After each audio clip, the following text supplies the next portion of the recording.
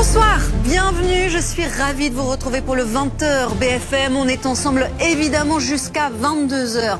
À la une ce soir, ces avancées de l'armée russe qui semblent se confirmer dans l'est de l'Ukraine, dans la région de Koursk et de Soumy.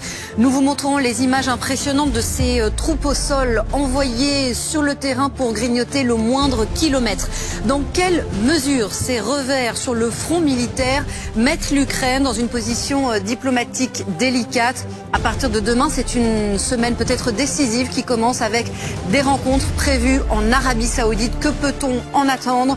On sera ce soir à Washington, mais aussi à Kiev avec nos envoyés spéciaux. Votre soirée Ligne Rouge sera consacrée à ce conflit ukrainien et à l'histoire exceptionnelle d'un Français qui est parti combattre aux côtés des Ukrainiens. Mais aujourd'hui, sa famille est sans nouvelles de lui. Elle est sans nouvelles de lui depuis le mois de juin.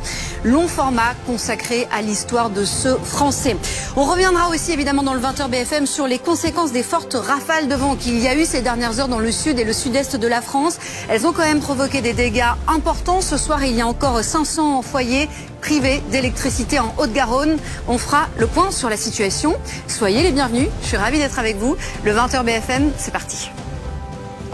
Et je vais rejoindre tout de suite Jérôme Clèche pour qu'on revienne quand même, Jérôme, sur ces images qu'on voyait au début de ce reportage de Pierre-Olivier Dantan.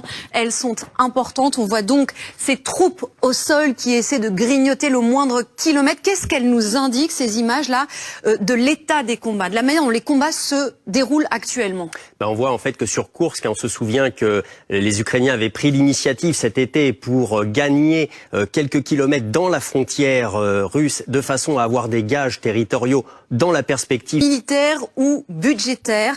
Quels efforts êtes-vous prêts à faire? Eh bien, nous vous avons tout simplement posé la question. Clémence Renard, Elliot Franco.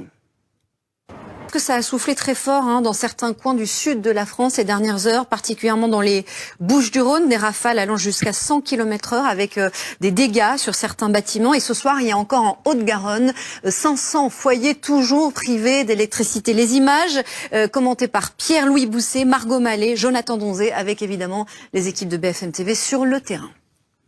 Sur ces traces Ukraine, le destin tragique d'un Français a-t-il été fait prisonnier par les Russes?